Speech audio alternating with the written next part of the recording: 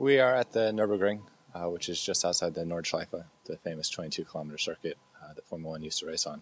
But now this is the new Grand Prix track that they've been competing on for the past 8 years, and it's in the middle of the Ardennes forest, just the same forest as Spa-Francorchamps, and it delivers the same kind of iconic presence that Spa does. And the track is very fun to drive, and it delivers a big challenge to the teams and drivers because of the mix and high and low speed corners, and particularly the Schumacher S in the back part of the track. It's a very daring corner in the sense that if you get it wrong, there's not a lot of margin for error, and there is the potential to have quite a bit of accident there. So you have to, always be a bit aware of that, and you have to respect the corner most definitely. But at the same time, you have to maximize it because there's a lot of time to be won and lost there.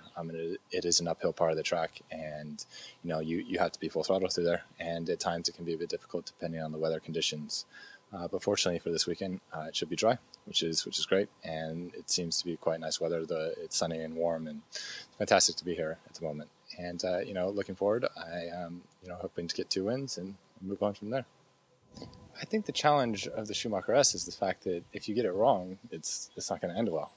In any corner where there's an element of risk and it's difficult for you to mentally break the barrier to go flat or to carry the right amount of speed, that corner is going to be the most fun because it's the most challenging. And all of us as drivers and racers want to have a challenge and want to have something to kind of conquer.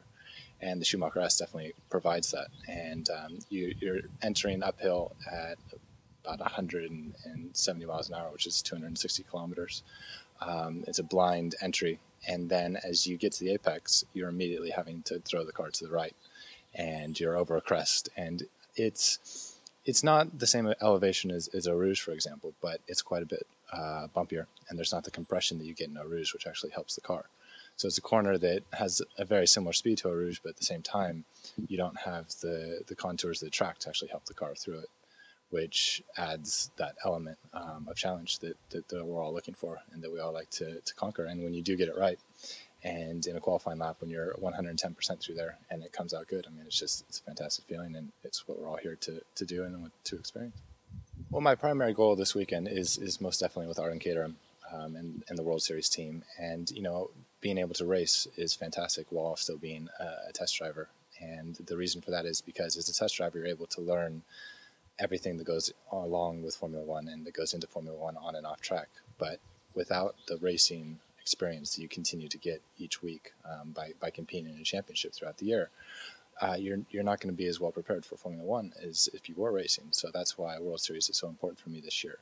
But at the same time, my car is painted the same as the Formula One car, the Caterham F1 car. So I'm representing Caterham at the same time.